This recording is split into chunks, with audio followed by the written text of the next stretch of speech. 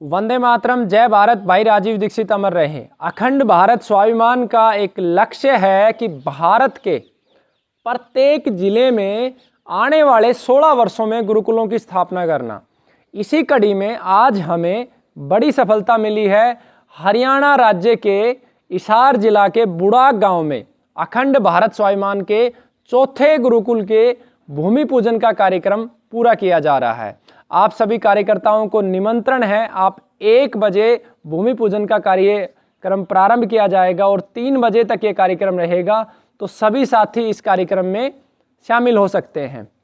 अखंड भारत स्वाभिमान के जो 6000 कार्यकर्ता हैं, उन्हीं की अथक मेहनत, प्रेम, प्रयास और शक्ति के माध्यम से हम निश्चित रूप से ये कह सकते हैं कि वो दिन दूर नहीं जिस दिन भारत के प्रत्येक जिले ही नहीं, गांव में भी गुरुकुल होंगे। इस गुरुकुल को निर्माण के लिए हमने एक योजना रखी है। आप सभी परिचित हैं, अखंड भारत स्वाभिमान का जो पहला गुरुकुल है बाबा जयरामदास ज्ञान भूमि राजीव दीक्षित गुरुकुल, ये भारत का पहला इकलौता गुरुकुल है जो स्वावलंबी है। ना केवल स्वावलंबी है बल्कि आने वाले जितने भी गुरुकुल खुलेंगे उनको आर्थिक सहयोग भी ये गुरुकुल करेगा। तो इस गुरुकुल को भी हम स्वावलंबी बनाएंगे, ये निश्चित रूप से बनेगा।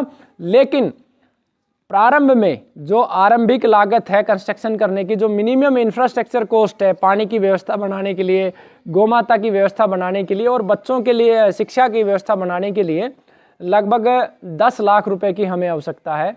तो इसके लिए हमने जो निर्धारित किया है कि अखंड भारत स्वाभिमान के इन गुरुकुलों में हम फाउंडर मेंबर बनाएंगे, संस्थापक सदस्य बनाएंगे। तो 51 संस्थापक सदस्य इस गुरुकुल के निर्माण में रहेंगे, जो 21-21 हज़ार रुपये का आर्थिक सहयोग करेंगे ताकि ये गुरुकुल बन सके। और इस गुरुकुल को बनाने की जो हमने योजना रखी है कि हम भारतीय नववर्ष जो मार्च में आएगा, 17 मार्च को आएगा, उस नववर्ष से यहाँ पे कक्षाएं प्रारंभ हम कर देंगे। तो जो भी कार्यकर्ता है वो इसमें सहयोग कर सकता है। उसके लिए अकाउंट नंबर हम डाल देंगे अखंड भारत स्वाभिमान के, और फ़ोन के माध्यम से भी आपको सूचित कर दिया जाएगा। अब जो सबसे महत्वपूर्ण बात है, गुरुकुल निर्माण के लिए जो भी भाई पूरे देश में गुरुकुल निर्माण करवाना चाहता है या चाहता है कि उनके ज़िले में गुरुकुल निर्मित हो, तो उसके लिए जो हमें बेसिक रिक्वायरमेंट होती है वो ज़मीन की होती है। जो हमारे छोटे गुरुकुल हैं उनके लिए 2 एकड़ ज़मीन हमें कम से कम चाहिए, और राज्य का, पूरे राज्य का जो एक गुरुकुल होगा उसके लिए कम से कम 100 एकड़ ज़मीन हमें चाहिए।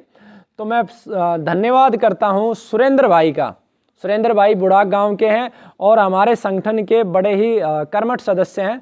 सुरेंद्र भाई का और उनके परिवार का मैं धन्यवाद करता हूं, जिन्होंने बिल्कुल निःशुल्क 2 एकड़ ज़मीन अखंड भारत स्वाभिमान को दी है इस गुरुकुल निर्माण कार्य के लिए। और आगे भविष्य में इस गुरुकुल का जो संचालन का जो जिम्मेवारी है, वो जिम्मेवारी भी सुरेंद्र भाई ने स्वीकार की है। उसके लिए भी मैं सुरेंद्र भाई का धन्यवाद करता हूं। और भारत में जितने भी युवक हैं जो चाहते हैं कि उनके क्षेत्र में गुरुकुल खुले, तो उसके लिए हमें 2 बेसिक रिक्वायरमेंट है। पहली रिक्वायरमेंट ज़मीन की है और दूसरी जो रिक्वायरमेंट है कि एक कार्यकर्ता की हमें आवश्यकता है जो उस गुरुकुल का संचालन कर सके।